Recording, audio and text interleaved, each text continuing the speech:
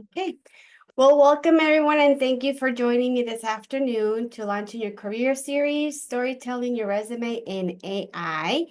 I want to give a warm Matador welcome to our guest speaker for today, David Ortega. He is a recruiter for the West Region for the West Region at City Year. And I'll just give you a brief bio as to the awesomeness that David brings to our fold today. So David is a people-centered, community-driven recruiter with City Year. In this role, they collaborate with universities and student and campus organizations to support City Year's mission of bridging the gaps in educational equity. After earning their English degree from UC Davis as a first-generation transfer student, they began working in college access with high school students.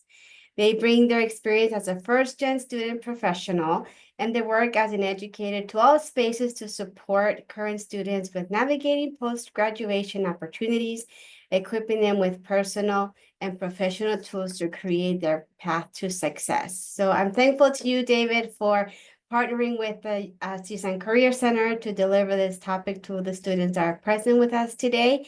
And so I will let you take on from here. So I will go ahead and stop my share and you can take over. Okay, perfect. Thank you, Esther. Thank you, everybody, for having me. I'm going to go ahead and get started with sharing my screen. So, is everybody able to see the slideshow? Okay, perfect. So yeah, um, my name is David Ortega. I'm a recruiter with City Year. And so today we're going to be talking about resume building and utilizing AI to really, as a tool to really support building your resume and also maybe touching on and preparing for interviews, building your cover letter as well. So whether you have experience with AI or not, going to kind of run down of like maybe how to throw some prompts in there and different ways to utilize it as a tool while we allow other folks to join. And I know we're just getting started. Feel free to put your major in your year and your favorite restaurant in the chat just so we can kind of start talking and getting going. So yeah, I appreciate you all for having me. I appreciate the introduction to Esther. I had added this slide afterwards. So yeah, I'm a recruiter with City Year. We're an education nonprofit. First generation and transfer student. And so I went to Mount Sac, went to UC Davis. And as Esther said, I've been working in education ever since. So I love being able to get in front of students again and really supporting you with workshops like this or, thinking about different career options. I definitely remember being a student in college or close to graduation and really not knowing what to do or like what next steps to take. So anything I could do to really support that and, facilitate your growth professionally and kind of exploring different careers and demystify what like post-graduation could look like. Definitely love to support that. If you are interested in getting more information about City Year, we do offer a full-time position working with students. Applications are open to begin this summer. You can scan that red QR code. I can have some more information at the end. But yeah, that's a little bit about me. Again, I appreciate you all for having me and dropping all of those messages in the chat. See a few master's students, computer engineering, electrical engineering. Gabriel, congrats on graduating last semester, communications major, senior in accounting. Two-time alumni in business and counseling, career counseling. Oh, Esther, awesome. Yeah, I appreciate you all sharing. Feel free to keep dropping that in the chat, dropping your favorite restaurants in the chat. My favorite restaurant off the top of my head, I can't pronounce it. It's in Boyle Heights, but it's like Oaxacan Mediterranean fusion. It's really, really good. It's like Chitsu or something like that. I can drop it in the chat later. But yeah, that's a little bit about me. Appreciate you all sharing. So with that being said, we're gonna hop right in to our agenda. So today we are going to be thinking about resumes and how to utilize AI as a tool to really support that resume building. I know it's definitely like nerve-wracking and sometimes feels like a big lift to start working on your resume. Having the perfect resume does not exist, but there's a lot of best practices that you can use to really cultivate your resume, to really show like how great of a professional you are, all the experience and skills that you're bringing to a particular job. So we're going to be talking about building your resume, the structure and the formatting, the content and impactful language, which is really, really important, which we're going to be talking about utilizing AI to create that impactful language. So I would say that's the most important part is really being able to describe all the skills that you have. Definitely feel free to drop any questions in the chat along the way.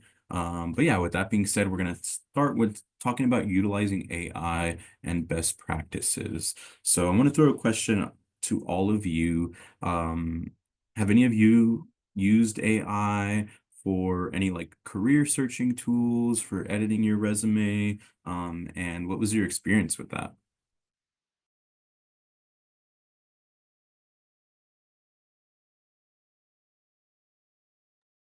All right. Some not yet, some knows. Okay. Don't know how to use it. Yeah, same. It's a learning process.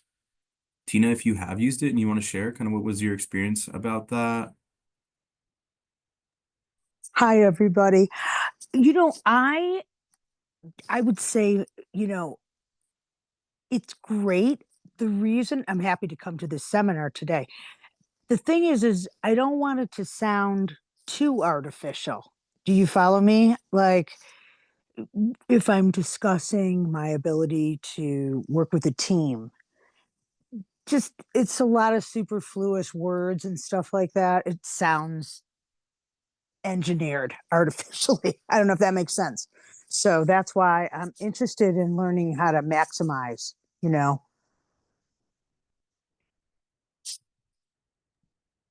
Yeah, appreciate that, Tina. I think that's a really good point that I really want to like underscore is that AI is like a tool, right? Just as like going to your career center, going to the career center website and looking at their resources or tapping into other resources, it is a tool. It's not the solution. It's not there. You shouldn't use it to write your whole resume for you. You shouldn't use it to write your whole cover letter, essay, whatever that might be. It's really there to get additional advice from, to get some feedback from about maybe you're kind of stuck on like how to word a certain bullet point for one of your work experiences or volunteer experiences, right? So it's really there to use as a soundboard, and it's a really great resource to explore different career options as well. There are so many jobs out there that we do not know exist, right? And so one of the ways to explore that is using AI. One of those ways is to go to the career center, go to career fair, talk to employers, right? So again, really using it as a tool. Also, another great way to use it is to maybe you're copying pasting the job description and you ask it, hey, can you create a list of sample interview questions because you're preparing for an interview, right? And then maybe you're stuck on some of the answers. So you're like, hey, what is a way that I can answer this particular interview question? So you're uploading it into there too, right? So again, really want to underscore using it as a tool. I would say create your resume on your own, go through a draft or two, and then utilize AI as one of the last steps to really, cross those T's, dot those I's to, get a little bit more support with creating that impactful language and painting like a better picture of all the skills that you already have, right? So again, using it as a tool, using it as a soundboard, it's definitely okay to not use the words that it's giving you out of there. Put it in your own words. As Tina said, it can sound a little bit artificial. It's basically like, this system that knows the whole dictionary, right? And so it might not be using words that you don't use on an everyday basis, or you don't use at all, and that's perfectly okay. There have been times when I utilized it to uh, edit a couple of my bullet points, and I was like, hey, I kind of like my bullet point a little bit more, and maybe you just pull what you want from it, right? So thinking about it in that way to get ideas, examples, different templates, again, as that soundboard. And remember to edit after using it. It does make mistakes when you use whether it's Google Gemini or ChatGPT. It says at the bottom that AI does make mistakes. So definitely edit, check some of the things, right? And there are AI detectors as professors might be using, as companies might be using. So you don't want to completely just copy and paste from whatever AI that you're using. And like get caught checking, right? And then I would also say definitely you want to know what's on your resume too, right? So you want to go through and read your resume. You could always expect some questions in interviews about, hey, run me through your resume. Tell me about yourself. So you don't want to get caught up like not knowing what's on there, right? Or not knowing what like some superfluous word on there that means or doesn't mean. So again, really want to underscore using it as a tool. It is a great tool to use. And I think sometimes can take a little bit of the weight off of, hey, I have this, big application due. So thinking about it in that way, I appreciate you, everybody sharing. Looks like we have some mixed experience with using AI. So we'll kind of touch on like a couple of the softwares. Like I said, I'm going to be using, so Gemini is Google's AI that you can access with your Google or Gmail account. ChatGPT is also free and you can make an account for free as well. Those are the two that I'm going to kind of be referencing. I'll have some screenshots, but definitely feel free to drop any questions in the chat. And so jumping into what a resume is. So can y'all throw in the chat or unmute? What is a resume? What do you know about resumes?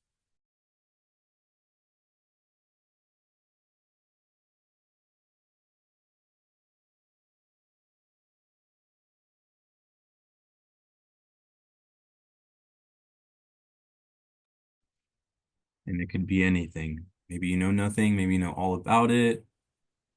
Amy put those that look at a resume, one for 7 seconds before on. Yeah, we're going to talk about that. The amount of time that recruiters typically look at resumes. Kimberly put experience that you have. Don't worry about leaving early. We'll share the PowerPoint after. Appreciate you dropping that in there. Lots of talk about them being pre-scanned for AI for qualifications.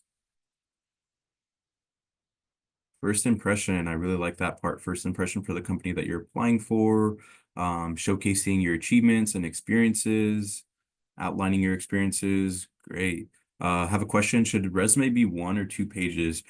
Generally, you want to keep it to 1 page. So appreciate you all sharing. So it's a 1 page marketing document. Again, thinking about it, you're marketing yourself, you're selling yourself to a particular company, graduate school, internship.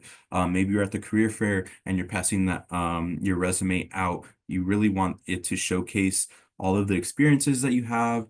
To align with the specific job, right? Showing what you've done, what skills that you have, where you have been, paid, unpaid, full-time, part-time, volunteer experience, work experience, research experience will be on there, and which direction that you're trying to go, right? So again, you want to keep it to 1 page. If you speak to a particular organization, opportunity, and they have a specific way that they want you to do their resume, it might be multiple pages, right? Well, they'll let you know that. Right. That's why it's important to check in with them. But generally, you want to keep it to 1 page, right? And so this is going to be a document that you're really going to be fighting for space, right? You're going to mess with the margins a little bit. We're going to talk about some different formatting best practices and things like that. But again, really showcasing all the skills that you have and experience, right? And with some impactful language. So somebody mentioned that it is a first impression. So it is one of the first opportunities that employers have to get an impression of you, one of the first opportunities that you have to make a positive first impression. And I really want to emphasize it's the first one, right? It's not the only one. And so we all might have had times, I've definitely had times where I've submitted resumes and I've looked at it and I noticed some typos, and that happens. We all make mistakes. Brush it off. It's okay. That's why we're there. That's why, we review our resumes and are going through a few drafts right. So thinking about it as the first opportunity for an employer to see what skills that you might be bringing to a particular job, to their company, thinking about it as a marketing tool, also thinking about it as a tracking tool for yourself as well. So tracking where you've been, what you're currently doing, what skills that you have, and which direction that you're trying to go too, right? So you really want to tailor your resume to the specific job position that you're applying for. That's really, really important.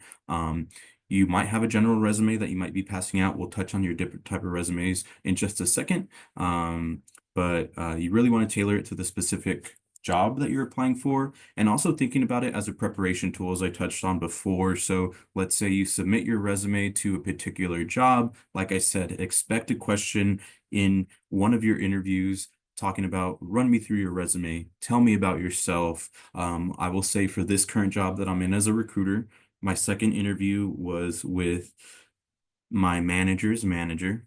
So like a couple levels ahead of me, and it lasted about an hour. And we ran through each of the experiences on my resume and talked about some challenges and talked about some successes, or things I learned and things I would change, right? So I'm not going to say that that's going to be your exact experience, but definitely expect some questions related to your resume. And when we think about that, tell me about yourself question, which Robert put in there. I love that they put that in there. Sometimes that's a tricky question, and it took me a little while to learn on how to answer that question, but that's going to be a variation of your elevator pitch, which is another professional tool, but really summarizing kind of what you've done. Maybe you're digging in a little bit more into some experiences on your resume that align with the job description or the job that you're applying for. But that tell me about yourself question is going to be a little bit like run me through your resume. If you have more than 5 years experience, can it be more than 2 pages? Can it be 2 pages? I would still keep it one. Again, you're gonna probably put your most recent 3 experiences on there. But that's a really good question that I'm going to touch on kind of a little bit here. So you're going to have 3 different resumes ideally. You might have 1 or 2. That's perfectly okay. But ideally, you want to kind of have this. So to answer your question, if you have more than 5 years experience, again, you want to tailor your resume specifically to the job that you're applying for. So your most recent 3, or maybe you have a job that specifically aligns to a certain job that you're applying for. And so you're going to include that on your tailored resume. So one of the 3 resumes that you're going to work on having is that tailored resume for sure, right? So the tailored resume is the one that you're going to be sending out to most of the jobs that you're applying for, that you're mostly going to be using, again, tailoring it to the specific job position that you have or that you're applying for, right? And that you want to have. So maybe you have a retail customer service resume, and then maybe you have an education resume. And maybe there might be some overlap, and that's perfectly okay. So again, going back to my experience, I, for a long time, worked in college access and was doing a lot of academic advising. So I had my academic advising resume, and I would do some tweaks here and there, but I was applying to a lot of the same jobs with the same job titles and very similar job responsibilities. So I wasn't tweaking too much, but I would still go in there and tailor it to specific jobs. But then when I was applying to this recruiter position, it's a little bit of different skills that I needed to highlight in that. And so something else or another resume that you might have is your kind of standard use, multi-use resume, general resume. Maybe you run into somebody and they tell you to send them your resume. Maybe you're going to a career fair and you don't have time to prepare for the career fair and see what employers are there. And so you have this general resume that you're going to be handing out to employers there. You might even have some generally like tailored resumes to customer service positions or business positions, education positions, right? So that one you're going to use some of the time, but generally you want to use that tailored resume. Something else that you want to work on having is kind of like the laundry list resume that I call it, kind of have it like a master resume. This is going to be for your eyes only. It's definitely going to be more than 2 pages. But the reason I say to have that is it's going to have all of the experience that you have, all of your skills, maybe some different wording for bullet points, right? And so it makes it much easier when you have this laundry list resume, when you have to create that tailored resume, because maybe you're applying to a brand new position that you've never really applied for. You can just copy and paste from that laundry list resume, do some adjustments, and put it on that specific tailored resume.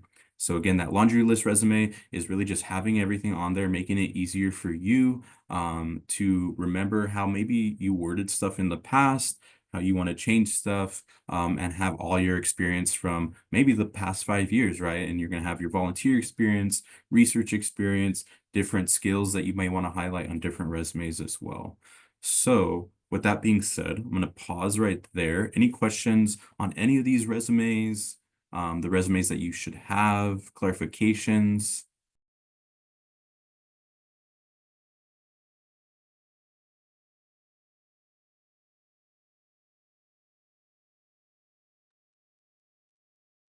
Feel free to throw them in the chat. We'll give folks like 5-10 more seconds.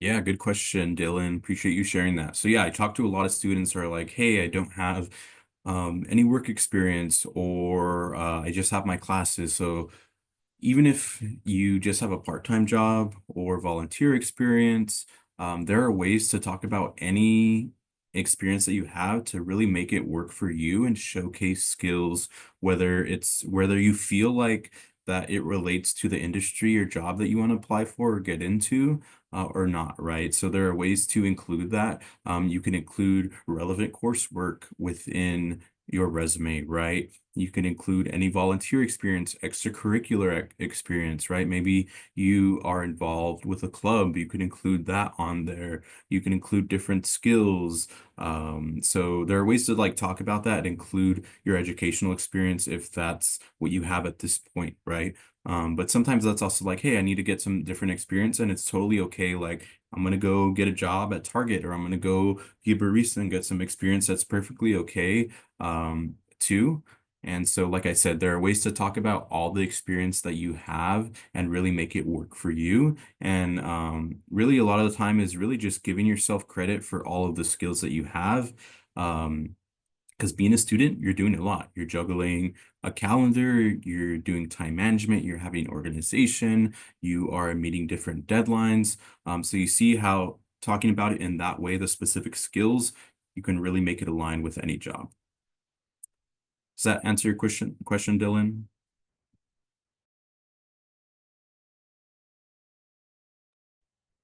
Yeah, and there are definitely templates out there. I would check the CSUN Career Center like resource website, but even on Google, you can check other universities' resources on there for like first resumes with where you don't have maybe too much like formal experience too.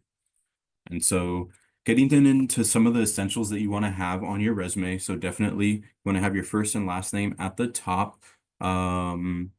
And you want it to be the largest. MD, feel free, you have your hand raised. Hi, thank you for giving me the chance. Hi, David. My question is for the Taylor resume. So far I understand that one has to be the specific to the, does it has to be like a specific to the job that you're applying? Like it has to be, it should be aligned with the job experience needed.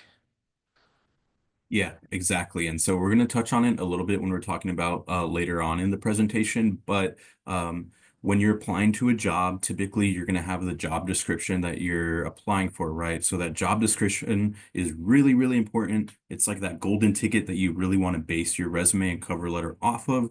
You might be pulling some of the verbs off of there to put into your resume, but you're going to really tailor that resume specific to that job description too, because there might be some variation. It might be the same job title as another job that you applied for, but there might be some variation of job responsibilities with that job description.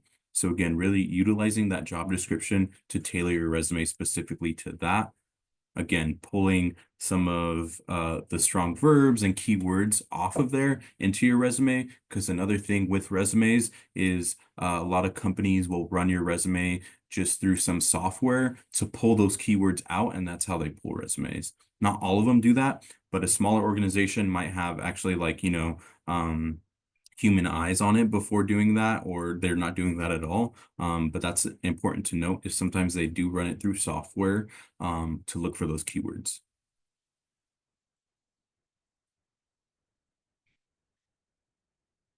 Yeah, appreciate you all asking. So yeah, hopping into the essentials. So again, you want your first and last name at the top, and you want it largest, right? So you don't want it super enormous, but you want that at the top. You want them to know your first and last name.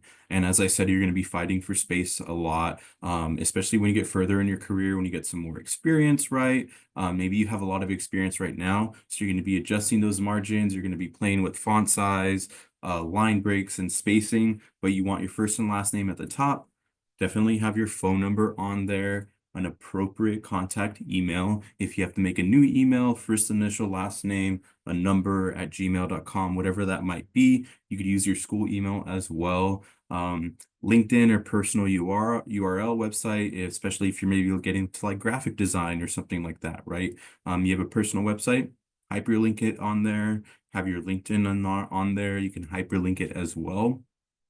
You do not need your full address. City and state is perfectly okay. You don't need your zip code. Los Angeles, California, Northridge, California, whatever that might be. Don't need your full address on there. You want to have your education at the top too. We're going to touch on kind of like what formatting looks like, and then relevant experience again for that targeted position. So these are really the essentials to have on there. I see a question in the chat, what specific software that they use. I'm not sure what specific software. I'm sure there's like a ton of them that employers are running them through, but a lot of employers do use software to kind of pull resumes and review resumes, especially if you think about like it's hard for one person to look at 100 resumes, or maybe they're getting 200-300. It just depends. And so when you are applying, apply the earlier the better, because sometimes they do cap it off as we're going to take the first 100 applications. So some other resume formatting tips, keeping the font 10 to 12 fonts, something really easy to read, Times New Roman, Calibri. You want to have it in PDF for your final version. You might have it on Google Docs or Microsoft Word, where that's where you're editing it from. But your final version, generally want to have it in a PDF version. Do not want to include I or we on there. Again, have it on one page, and you want it to be smartphone friendly as well. And you can check that by, sending it to yourself in a message or something like that to see if it looks right. As far as the summary section, generally tell folks to not have that summary section or objective. Just jump right into your education and then your work experience. Had a question, private question. Are companies compelled to release how many applicants they have received? They will not always do that. I know on LinkedIn, when you apply to jobs, it will sometimes say on there 200 people have applied, 60 people have applied. But in my experience, companies will typically say, hey, we're only taking the first 50 or the first 100, even if they have a deadline. So it's going to be by, February 7th is our deadline, or the first 100 applications, or maybe companies are just reviewing on a rolling basis. It just might depend. But even if the deadline is a month from now, like I said, you want to apply the sooner the better, because it might close. You never know. They might run into an application in that first batch of 20 or 30 that they really like, and they're going to start interviewing. So again, the sooner the better if you have time. So really creating time on your calendar to do that. So now we're going to look at a couple of resumes. So I'm going to give you some time to look at these two resumes and then put in the chat anything that's popping out. So I'll give some folks a little bit of time to look at these two resumes. They're just sample resumes, but look at the formatting, look at the wording. What do you like? What don't you like? What is standing out? What's not standing out?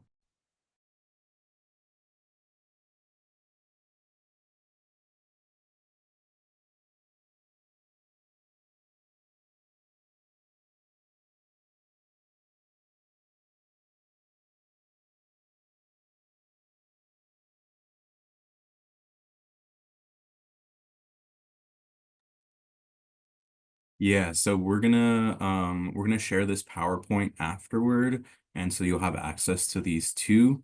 Generally, also like Google Docs, Microsoft Word will have a lot of great templates as well, and there are definitely templates that you can download online. Don't keep the exact template. You might want to change like some stuff here and there, especially if it's like a Google Docs thing where a lot of people might be using that template. But I know sometimes formatting with like line breaks and different sections might be a little bit tricky, and that's perfectly okay. But there are a lot of templates that you can find online too. And so somebody's saying John Harper's resume looks cleaner, not as clustered and easier to read. So yeah, definitely you want it to be easier to read. Font size 12 is definitely okay. Second resume, you space very well. So yeah, as I said, a lot of these documents, your resume, your cover letter, you're really going to be fighting for space, right? And so you're going to adjust those margins. You don't want it to go to the end of the page, but you're going to be adjusting those margins, that font size, some of the line spacing.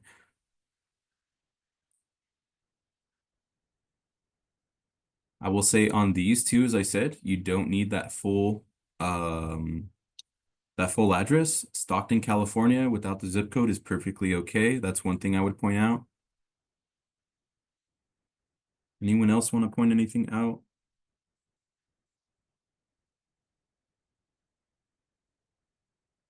Serif versus sans serif fonts. Thank you, Sarah.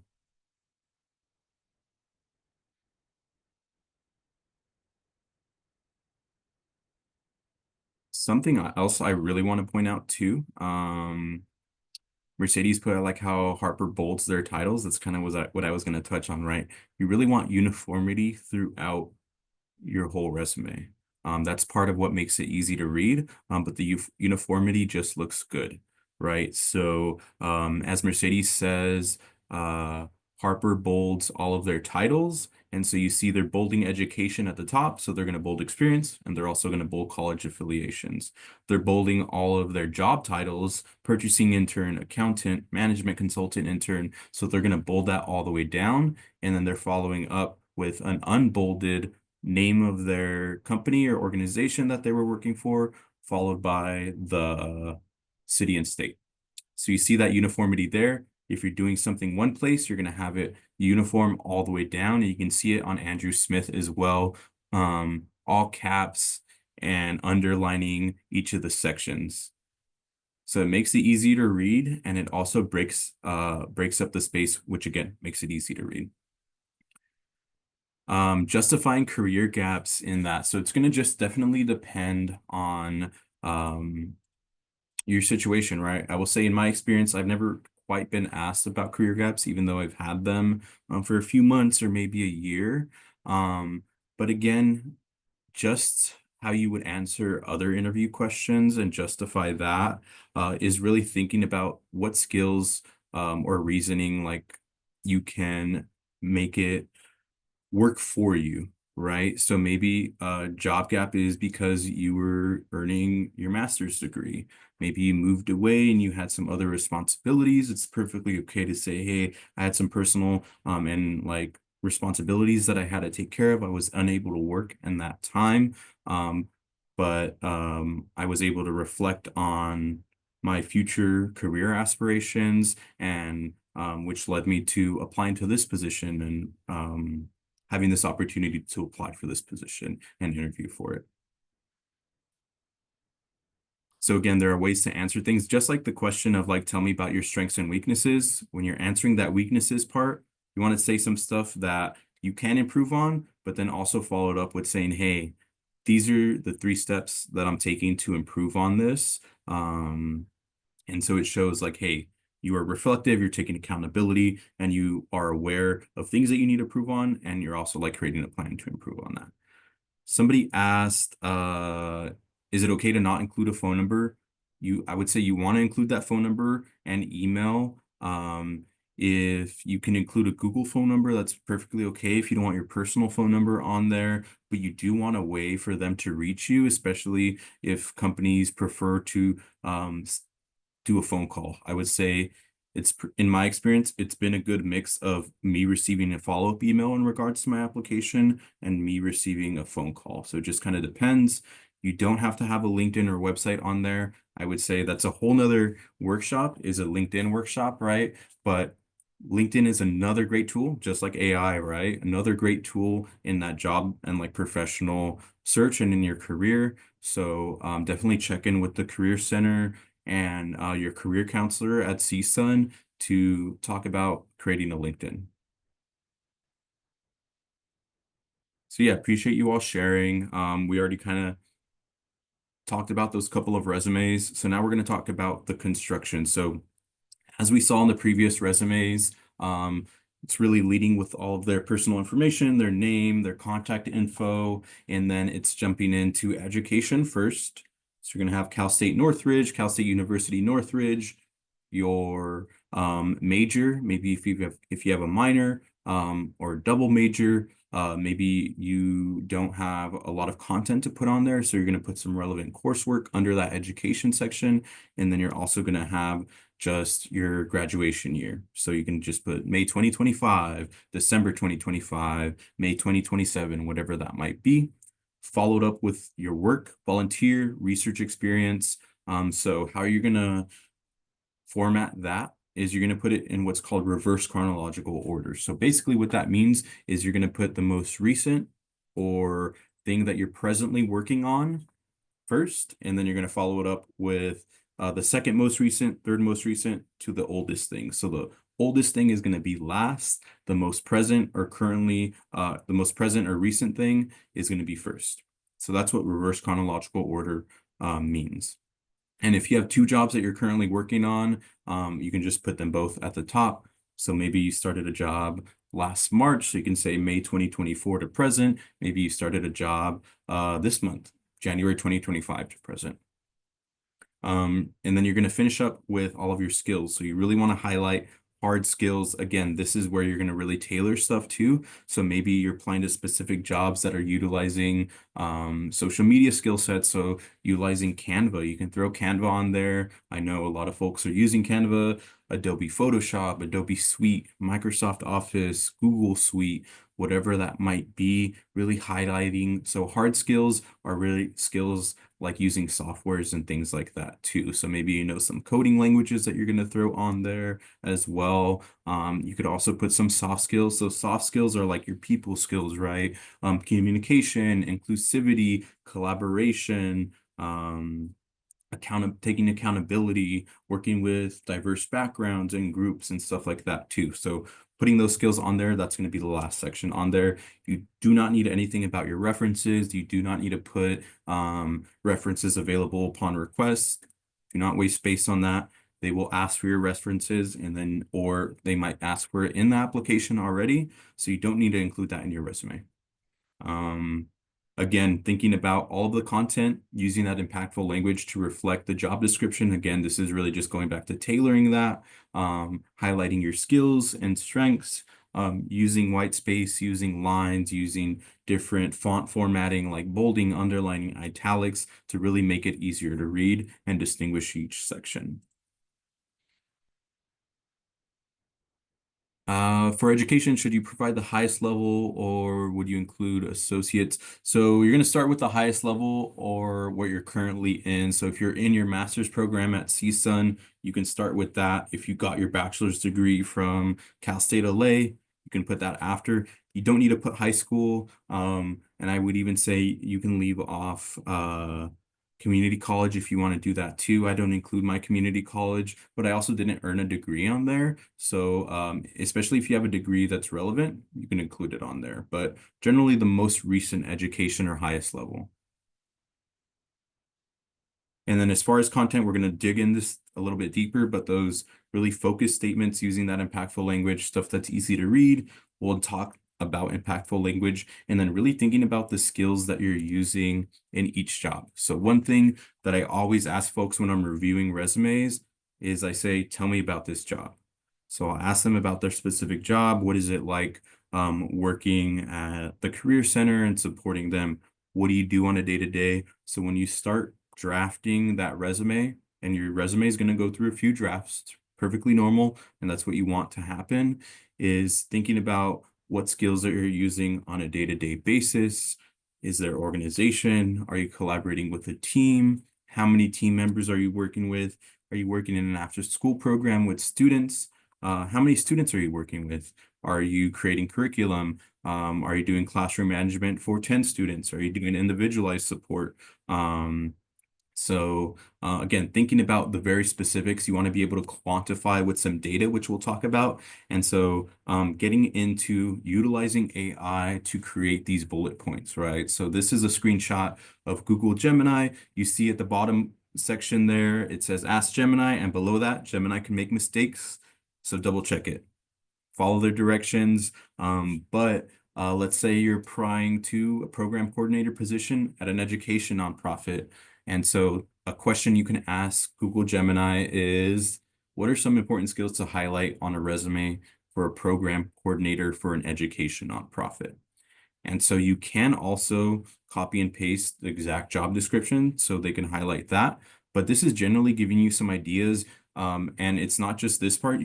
I was able to scroll down a lot and they give you a lot of tips. So again, utilizing AI to get a little bit of advice, get a little bit of tips. And you see on here, it's throwing out some action words or action verbs to put on your resume. But again, you really want to defer to that job description and pull some of those action verbs out of there.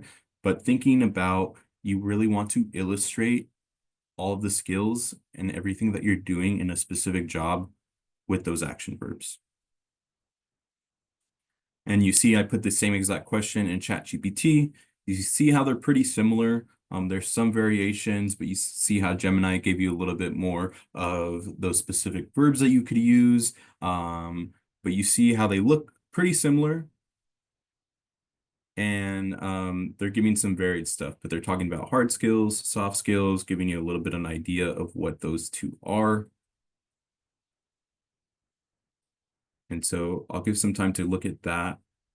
Any questions about using Gemini, using ChatGPT, anything that we went over so far before we dig into a little bit about what impactful language is and how to create that? I have a question about GPA. If your GPA is above a 3.0, you can include it on there. The further you get in your career, you're gonna not have it on there. So I'll say as a student with not a good GPA, so I was like subject to dismissal. I was also academic probation. I have a really low GPA. I did not include that on there. I have never been asked for my GPA in an interview. And but yeah, if it's over a 3.0, you could include it on there, not necessary. Any other questions? So again, this is ChatGPT. Again, learning AI could be kind of scary at first. Sometimes you might have to make an account, but just playing around with stuff, you see how a simple question like this, and I'll have some more screenshots, how it kind of prompts you of like, it'll teach you how to use it a little bit as well too, but rewording things to really get the advice that you want from it too.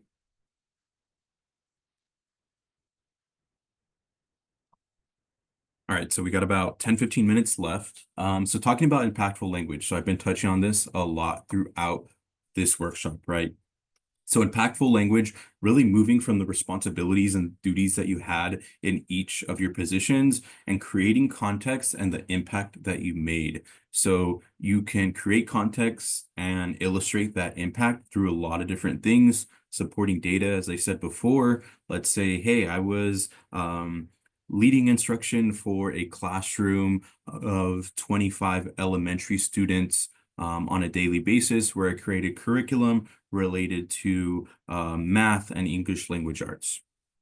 Sounds a lot better than I was a tutor after school, or I tutored after school.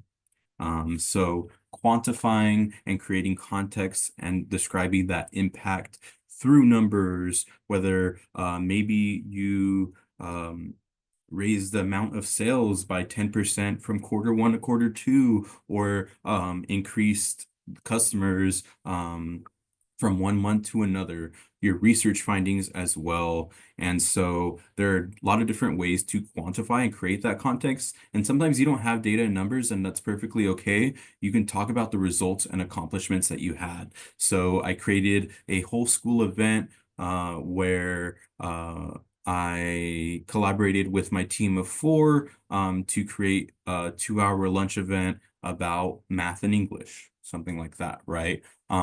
Maybe something you've learned, some accomplishments that you've had, differences that were made. Maybe you were a part of like the first annual event, putting on some type of event, right? And so there are ways to talk about and create this impactful language to really make it work for you. Somebody's asking me about the first statement I made. I'm not sure what that one was, but one of the first things I said is really just moving from what you're doing in the position to creating context and illustrating the impact that you're making. So really asking yourself, what skills are you using? What are you doing on a daily basis? If you say I'm a tutor after school, okay, what does that tutoring look like? How many students are you working with? Are you creating curriculum? Are you managing students? Are you working on a team? Thinking about what skills that you have. And so jumping into the list a little bit more, really, really important is utilizing those action verbs. As you saw in that like AI prompt, it gave out some action verbs. I'm going to have some on the next page. But utilizing those action verbs to really illustrate what you're doing on a daily basis. And again, deferring to that job description and seeing what action verbs that they have on there. They want project management, they want collaboration, they want clear communication, inclusive language, putting some of that into your resume. Avoid general descriptions. So you were responsible for this, you handled this. Want some more active, strong verbs in there. Focus on the process, specifically what you're doing, breaking down each of those responsibilities and duties into what different steps are going into that. A lot of different steps are going into those things. So it's a lot of reflecting and asking yourself those questions and discussing experiences that are relevant and significant, results oriented. You may or may not have like numbers or data, but discussing the results from that too. And again, tailoring it to that specific job.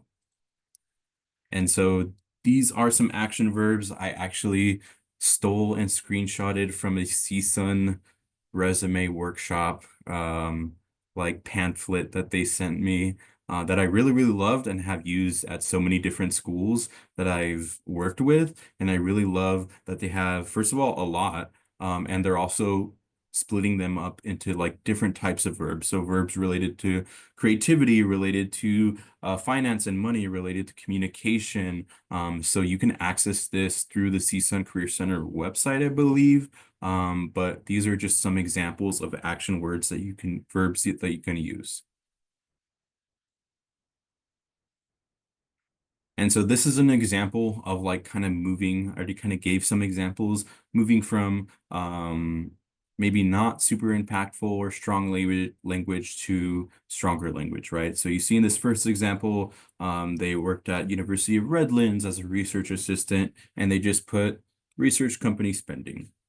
I mean, that's great, but asking yourself, what is included in research?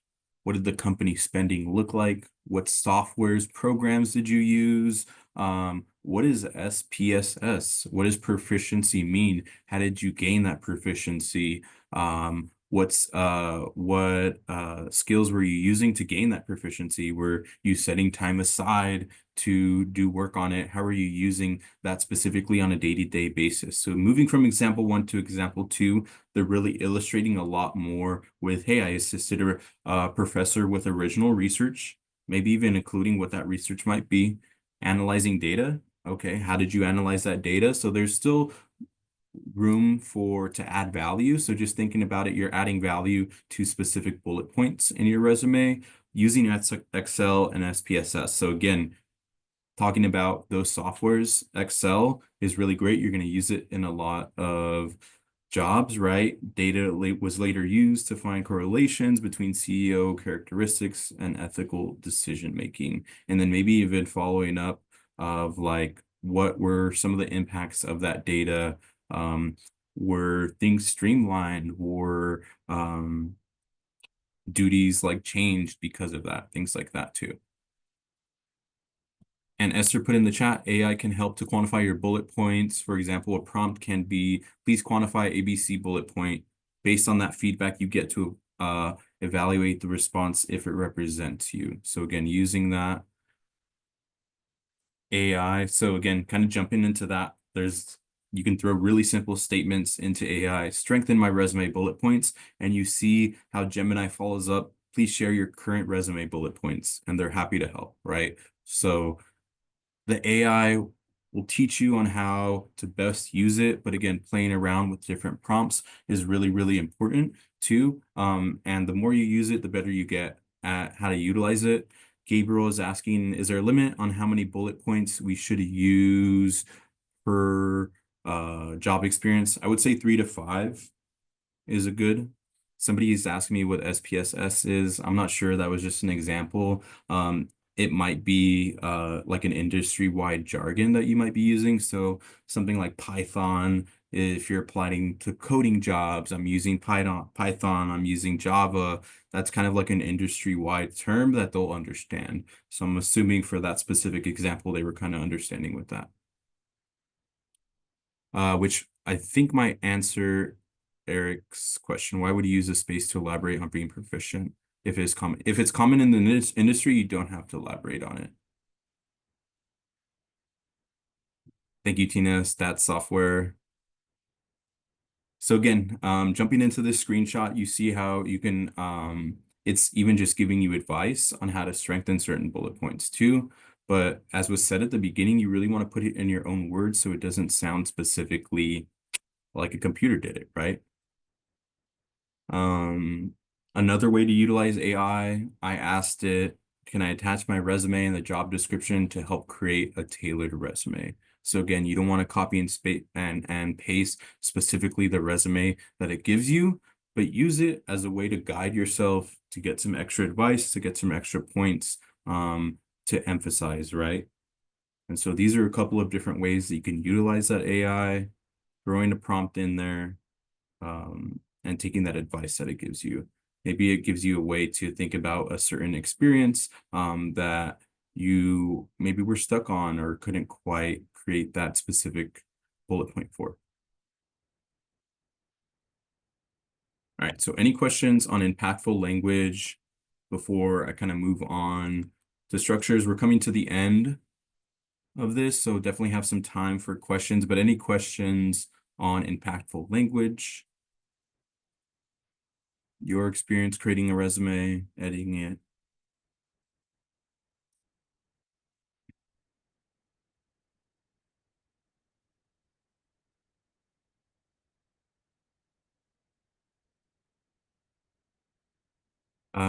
Somebody asked me if it's bad to include characters like exclamation points.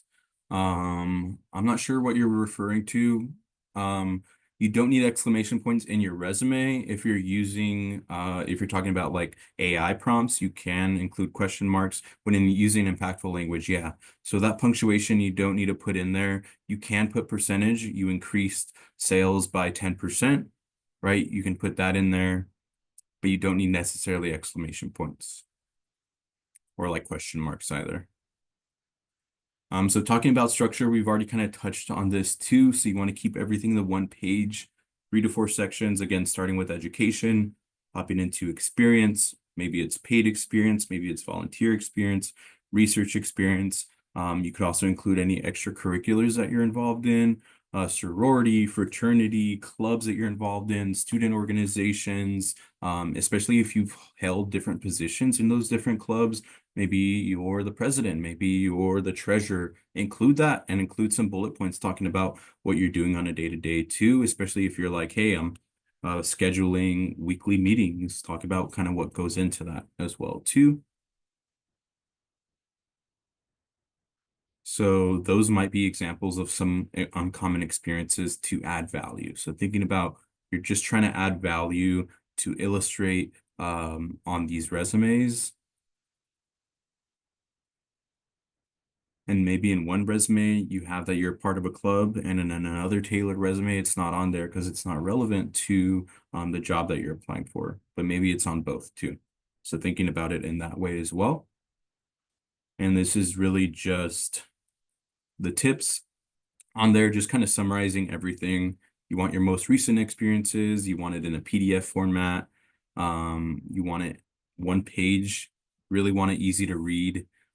With your current phone number and your email. If you have hyperlinks on there, make sure the hyperlinks work. There are ways to shorten your LinkedIn link. So it's just like linkedin.com/your name. So you don't have a bunch of like extraneous numbers and stuff like that too. Things you don't need, you see on there. Don't need photos on there. You don't need your personal interests on there. We're keeping it professional. Sometimes in interviews, they might ask something, hey, how do you take care of yourself? when things are stressful, or what are some things you're interested in outside of work. So that's when you can talk about your personal interests. I enjoy hanging out with friends and going on hikes. I enjoy playing music. I enjoy going to concerts, or, the way I take care of myself is stepping away from my computer and going for a walk. But you don't need that on your resume. And so you see on here, really just summarizing everything. Eric's question: many companies require you to submit a resume, then upload the information and the resume to their site, and also have your experience and resume on LinkedIn. Should you provide the exact information on all three versions? So your resume, if you're applying to an application and you upload your resume, sometimes it might pull the stuff directly off your resume onto the application. My experience, typically, I will copy and paste the sections into the resume, maybe take off the bullet points, and put the timing on there if it doesn't pull it too, because a lot of companies' software, when you do an application, will pull directly from your resume. But yeah, your resume and your LinkedIn experience is going to look pretty similar. LinkedIn, you have a lot more space, so you might be able to add a little bit more stuff too. Somebody's asking if it's just, is it okay to include the state? Let's say you're applying to, I would include the city too, just so they can get an idea of where you are, because maybe they want to hire someone that's locally, even if it's a remote job. Sometimes they want you to sit in a particular area, or just get an idea of where you are. But let's say you were applying to a job in Chicago and you're currently living in Northridge or LA. Just put Northridge, California, right? And throughout the interview and application process, they'll likely ask you, because maybe you're moving to Chicago after graduation, right? So city and state is perfectly okay. But with that being said, kind of come to the end. We have a few minutes left before 2 o'clock. That red QR code is if you want more information about City Year specifically. So it just connects me with your contact info and I can reach out with more information. No pressure to apply, but again, it's a full-time position working with students that we recruit for every single year. But with that being said, we have a few minutes, so just closing out there. Any questions before we close out about anything?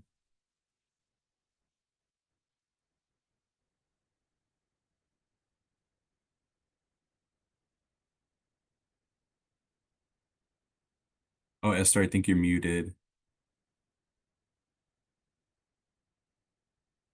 Yes, I am muted.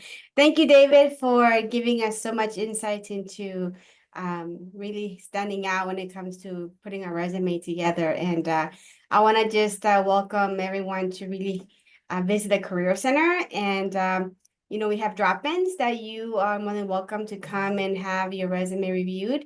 We have them in person and virtually as well.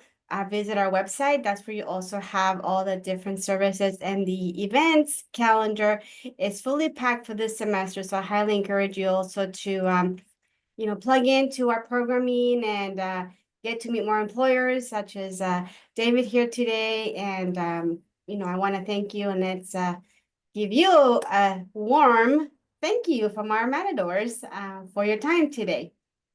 So I don't know Yeah, if any thank you. questions that we have. Yeah, definitely check in with the Career Center. You're paying for so many resources as a student, right? And these are resources that folks pay for when they're not at a university, right? So checking in with the Career Center, with your career advisor. There's a career fair next month.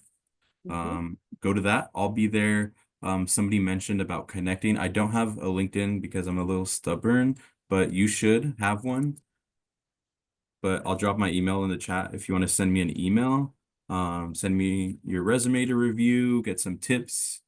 Definitely feel free. But I also know a resume review workshop is coming up for CSUN as well too. Yes. So all of our main events are definitely Tech Fest is coming up next week on the 13th, and we'll have the alumni employer resume review also on the 20th. So that's going to be another great opportunity to meet with employers. So definitely stay connected with us. We are definitely very geared to helping you equip yourself while you're here and also after you leave CSUN. So, yeah. Any questions for David, for those of you that stayed? Yeah, I got a private message. Is the Career Center for EOP as well? I'm Yeah. assuming. Yeah. Yeah. So we do have EOP drop-ins as well, for sure. Mhm. Mm. All right. Well, thank you again, David. Hopefully we get to connect again and be able to bring in your expertise to the CSUN students. Thank you, Esther. I appreciate it. Thank you, everybody, for having me. All right. All right. Well, have a good day. Take care.